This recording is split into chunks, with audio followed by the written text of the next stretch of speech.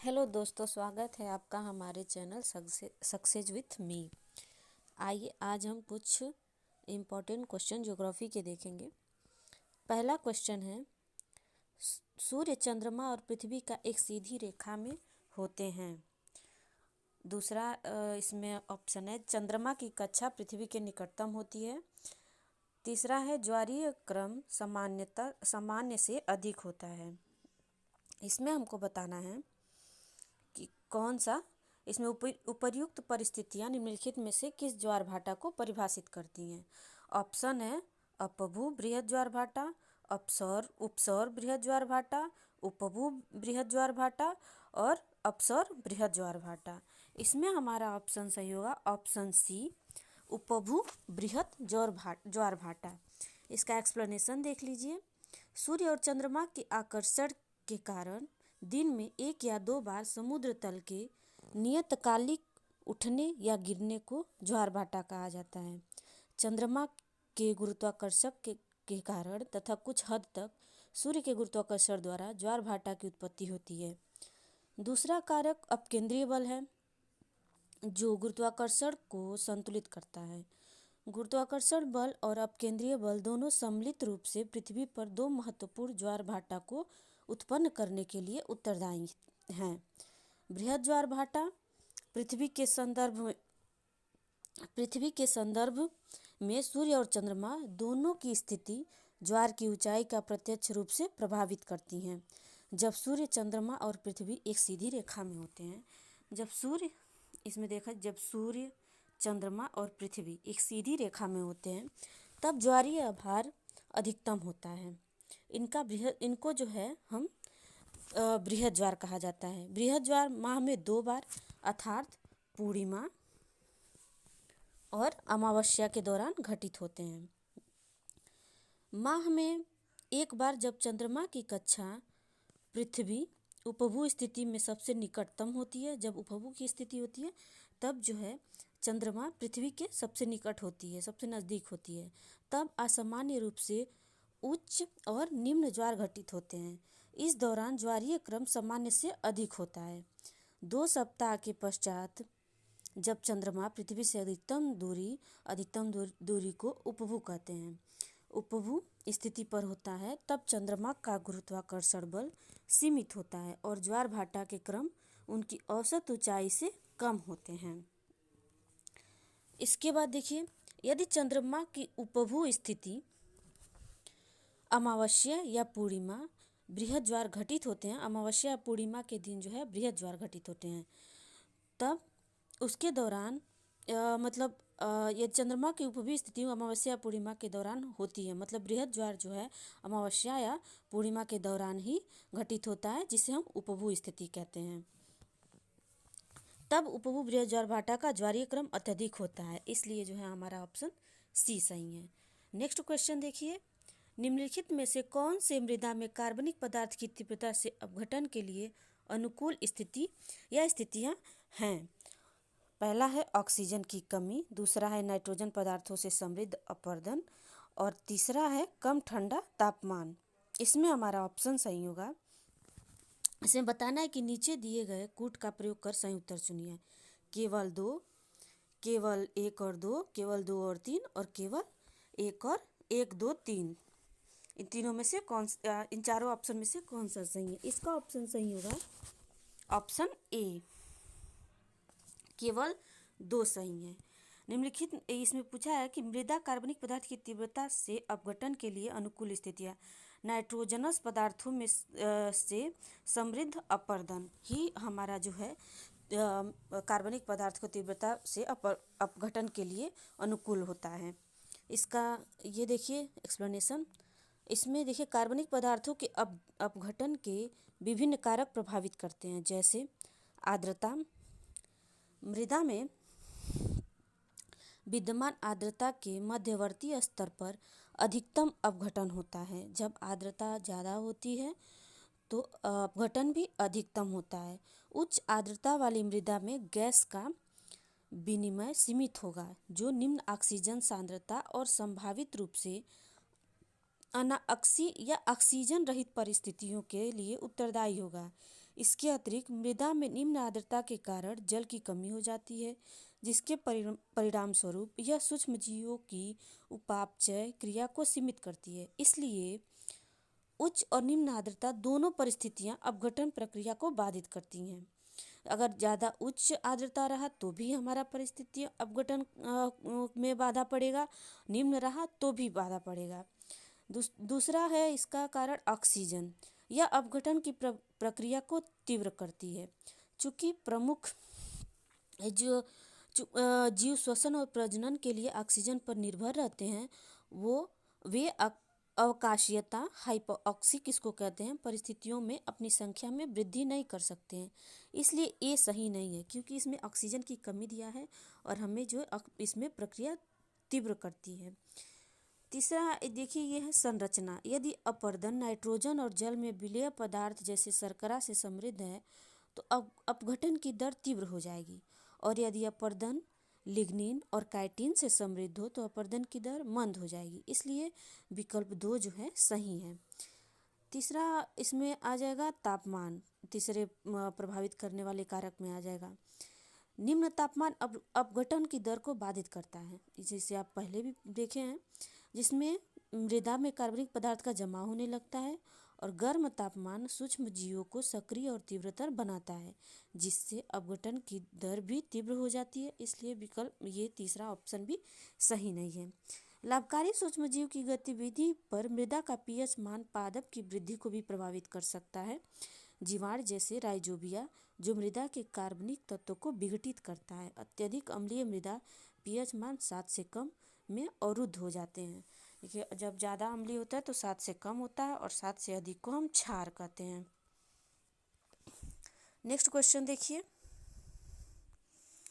निम्नलिखित में से कौन से भारतमाला परियोजना के घटक हैं? ये तो हमारा करंट से भी रिलेटेड है। इसमें पहला ऑप्शन है आर्थिक गलियारों का विकास। दूसरा है सीमा और अंतर्राष्ट्रीय संपर्क सड़कों का विकास। तीसरा है बंदरगाह संपर्क सड़कों का विकास। चौथा है एक्सप्रेसवे का विकास। इसमें बताना है कि उपर्युक्त कूट में से कौन सा कूट सही है। पहला ऑप्शन है 1 और 3, दूसरा 2 और 4, तीसरा 1 2 3 4 और चौथा ऑप्शन है 1 2 3 4। इसमें हमारा ऑप्शन सही होगा ऑप्शन सी, चारों के चारों सही हैं। इसमें देखिए, हालिया रेटिंग एजेंसी इन्वेस्टमेंट अभी हाल ही में rating agency investment information and credit rating agency of India limited ICRA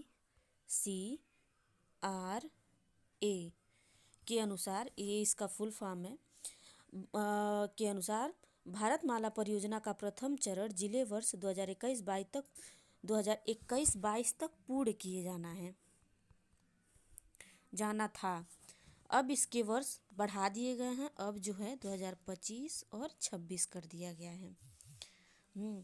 Bharatmala परियोजना राजमार्ग क्षेत्र के लिए एक व्यापक योजना है, जिसके प्रथम चरण को वर्ष 2017 से 2022 तक पूर्ण किए जाना था। ये पहले चरण में लगभग 24,800 किमी सड़क निर्माण किया जा रहा है। इसके अतिरिक्त चरण 2 में राष्ट्रीय राजमार्ग परियोजना के तहत 10,000 किलोमीटर का सड़क निर्माण कार्य किया जाना शेष है। वर्ष 1998 में आरंभ की गई प्रमुख राष्ट्रीय परियोजना विकास परियोजना सहित सभी विद्यमान राजमार्ग परियोजना को भारतमाला परियोजना में सम्मिलित किया गया है। भारतमाला परियोजना के 6 घटक हैं, ये बहुत इम्पॉर्टेंट है। इसके 6 घटक हैं। पहला है आर्थिक गलियारों का विकास। दूसरा इसमें नहीं दिया, दूसरा अंतर गलियारों और फीडर सड़कें। तीसरा है राष्ट्रीय गलियारों की दक्षता में सुधार। चौथा है सीमा और अंतर्राष्ट्रीय संपर्क सड़कों का विकास। चौथा है तटीय और बंदरगाह संपर्क सड़कों का विकास। और चौथा है छठा है एक्सप्रेसवे। इसमें ICRA से संबंधित कुछ इम्पोर्टेंट बात जान लीजिए। ICRA जो है लिमिटेड, जिसे पहले investment information and credit rating agency of India limited के नाम से जाना जाता था। इसकी स्थापना वर्ष 1991 में हुई थी ICRA का। और इसकी स्थापना हुई थी और यह स्वतंत्र और व्यावसायिक निवेश सूचना और क्रेडिट रेटिंग एजेंसी के रूप में अग्रणी वित्तीय संस्थानों, वाणिज्यिक बैंकों और वित्तीय सेवा कंपनियों द्वारा की गई थी। अंतर्राष्ट्रीय credit rating agency Moody's investor service का बृहत्तम शेयरधारक है। ICRA जो है इसका अंतर्राष्ट्रीय credit rating agency Moody's investor service का एक बहुत बड़ा शेयरधारक है। नेक्स्ट क्वेश्चन देखिए, इसका हमारा ऑप्शन सी सही था। नेक्स्ट देखिए, चौथा क्वेश्चन, आग्नेय चट्टानों के संदर्भ में निम्नलिखित कथनों में से कौन सा सही है? पहला है, इनके निर्माण पृथ्वी की सतह के साथ साथ गहराई में भी हो सकता है। ये जीवाश्म रहित होती हैं। क्वार्टजाइट और ग्रेनाइट आग्नेय चट्टानें हैं। इसमें हमको बताना है कि कौन सा सही है। केवल 1 व 2, केवल 2 व 3, केवल 1, केवल 1, 2 और 3। इसमें हमारा ऑप्शन सही होगा ऑप्शन डी, 1, 2, 3 तीनों सही हैं। इसमें देखिए, पहला है इनका निर्माण पृथ्वी की सतह के साथ साथ गहराई में भी हो सकता है। आग्नेय चट्टानें जब हमारा पृथ्वी पे ज्वालामुखी फटता है तो उसके जो मैग्मा होते हैं उससे इसका निर्माण होता है और यह गहराई में भी हो सकता है। ये जीवाश्म रहित होते हैं और ये क्वार्टजाइट और ग्रेनाइट आग्नेय चट्टानें हैं। इसका जो है ये तीनों ऑप्शन सही है। नेक्स्ट क्वेश्चन देखिए, पांचवा, आवधिक श्रम बल सर्वेक्षण PLFS के संदर्भ में निम्नलिखित कथनों पर विचार कीजिए। इसका उद्देश्य शहरी और ग्रामीण भारत दोनों के लिए श्रम और रोजगार संबंधी आंकड़े उपलब्ध कराना है। यह राष्ट्रीय सांख्यिकी कार्यालय द्वारा संचालित किया जाता है। इसमें बताना है कि कौन सा सही है। इसमें पहला है केवल 1, फिर केवल 2, 1 व 2 दोनों और ना ही 1 ना ही 2। इसमें हमारा ऑप्शन सही होगा ऑप्शन सी, 1 व 2 दोनों। इसका उद्देश्य देखिए, इसमें दिया है कि PLFS के बारे में, इसका उद्देश्य शहरी और ग्रामीण भारत दोनों के लिए श्रम और रोजगार संबंधी आंकड़े उपलब्ध कराना है। मतलब शहर में भी और ग्रामीण दोनों, गांव में भी। यह राष्ट्रीय सांख्यिकी कार्यालय द्वारा संचालित किया जाता है। ये भी सही है, NSO द्वारा संचालित किया जाता है। देखिए, राष्ट्रीय सांख्यिकी कार्यालय ने जुलाई 2018 से जून 2019 के लिए आवधिक श्रम बल सर्वेक्षण, ये PLFS का फुल फॉर्म है, आवधिक श्रम बल सर्वेक्षण जारी किया। इसको ये जो है NSSO मतलब राष्ट्रीय नमूना सर्वेक्षण कार्यालय का ही एक हिस्सा है। राष्ट्रीय सांख्यिकी कार्यालय NSO द्वारा 2017 में आरंभ किया गया PLFS भारत का पहला कंप्यूटर आधारित सर्वेक्षण है। ये भारत का पहला कंप्यूटर आधारित सर्वेक्षण है, पहला है कंप्यूटर आधारित सर्वेक्षण। ये PLFS को शहरी क्षेत्रों में विभिन्न श्रम बाजार संबंधी सांख्यिकी संकेतकों के तिमाही परिवर्तनों को मापने के साथ साथ मतलब 3 महीने का परिवर्तन भी मापेगा और ग्रामीण और शहरी दोनों क्षेत्रों के लिए इन संकेतकों के वार्षिक अनुमान का सृजन करने के उद्देश्य के साथ आरंभ किया गया है। इसका गठन अमिताभ कुंडू समिति, ये देखिए इम्पोर्टेंट है, अमिताभ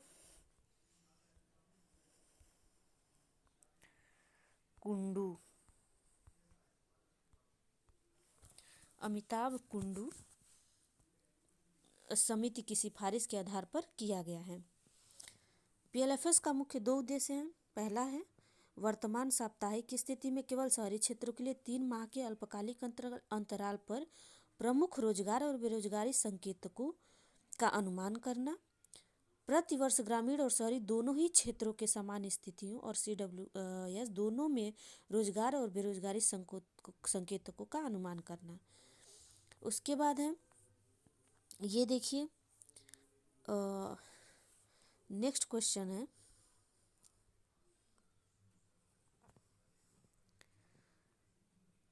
ये शीतोष्ण पश्चिमी सीमांत क्षेत्र वर्ष पर्यंत पछुआ पवनों के स्थायी प्रभाव में रहते हैं। ये अत्यधिक चक्रवाती गतिविधियों के क्षेत्र भी हैं। ग्रीष्मकाल कभी भी बहुत उष्ण नहीं होता। इस जलवायु प्रकार की प्राकृतिक वनस्पति में ओक, एल्म, एश, ये जो है बर्च, बीच, चिनार, हार्नबीम जैसे पर्णपाती वृक्ष सम्मिलित हैं। उपर्युक्त परिच्छेद में निम्नलिखित जलवायु प्रकारों में किसका वर्णन किया गया। इसमें बताना है कि ये किसके बारे में बताया गया है, किस क्षेत्र के बारे में, किस जलवायु के बारे में। ऑप्शन है भूमध्य सागरीय जलवायु, ब्रिटिश तुल्य जलवायु, स्टेपी जलवायु, नटाल तुल्य जलवायु। इसमें हमारा ऑप्शन सही होगा ब्रिटिश तुल्य जलवायु, ऑप्शन बी सही होगा। इसमें देखिए ऑप्शन बी क्यों सही है। देखिए शीत शीतोष्ण पश्चिमी सीमांत, जिसे हम ब्रिटिश तुल्य जलवायु भी कहते हैं, ये पश्चिमी सीमांत क्षेत्र पर्यंत पछुआपनों का में अस्थायी प्रभाव में रहता है। ये अत्यधिक चक्रवाती गतिविधियों का क्षेत्र भी है, जो ब्रिटेन की लाक्षणिक विशेषता है और इसलिए इसे ब्रिटिश तुल्य जलवायु का नाम दिया गया है। स्थानिक प्रसार, इसमें ब्रिटेन, उत्तर पश्चिम यूरोप की निम्न भूमियाँ, उत्तरी और पश्चिमी फ्रांस, बेल्जियम, नीदरलैंड, डेनमार्क, पश्चिमी नॉर्वे और उत्तर पश्चिमी आइबेरिया भी सम्मिलित है। देखिए हम यूपीपीसीएस या यूपीएससी की तैयारी के लिए सबसे ज़रूरी है मैप का हमें पता होना चाहिए कि फ्रांस कहाँ है, बेल्जियम कहाँ है, नीदरलैंड कहाँ है, डेनमार्क कहाँ है, पश्चिमी नॉर्वे और उत्तर पश्चिमी आइबेरिया भी सम्मिलित है। दक्षिणी गोलार्ध में यह दक्षिणी चिली, तस्मानिया और न्यूजीलैंड के अधिकांश हिस्सों में विस्तारित है। तापमान, औसत वार्षिक तापमान 5 डिग्री सेल्सियस से 15 डिग्री सेल्सियस के मध्य होता है। तापमान का वार्षिक पारा सीमित होता है। ग्रीष्मकाल कभी भी बहुत उष्ण नहीं होता है। इस आज के लिए बस इतना ही। अगर हमारा पढ़ाना अच्छा लगा हो तो लाइक करिए, शेयर करिए, हमारे चैनल को सब्सक्राइब करिए और कमेंट में ज़रूर बताइए कि आपको ये वीडियो कैसी लगी। Thank you.